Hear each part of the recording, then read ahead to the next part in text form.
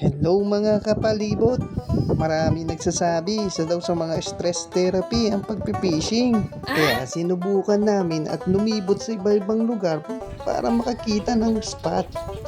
At sa paglipot sa Pampanga, ang nakita naming spot ay sa Candaba. At hindi kami nabigo. Sa unang hagis ko pa lang dyan, bigla akong napasubo. Wow! Inaabot ko nga kay Amber at sa misis ko yung road para masubukan din nila.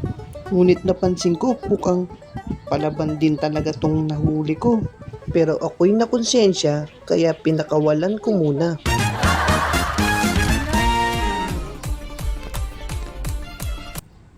Mga kalibot, sa round 2 di na tayo magiging mabait.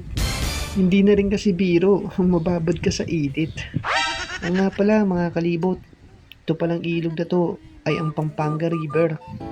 Dito sa part ng Candaba, purong-puro pa ito na fresh water. Iba't ibang uri pa daw ng isda ang pwede nyong mahuli.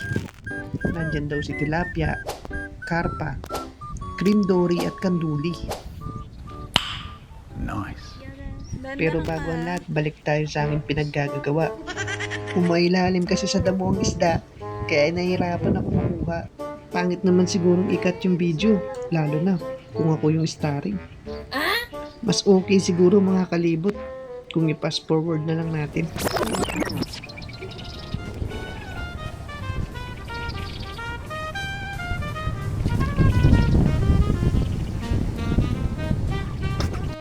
Ayan na, on hand na ang ating isdang cream dory. Balita ko, sikat daw sa mga angler ang cream dory. Makapagpa-picture nga.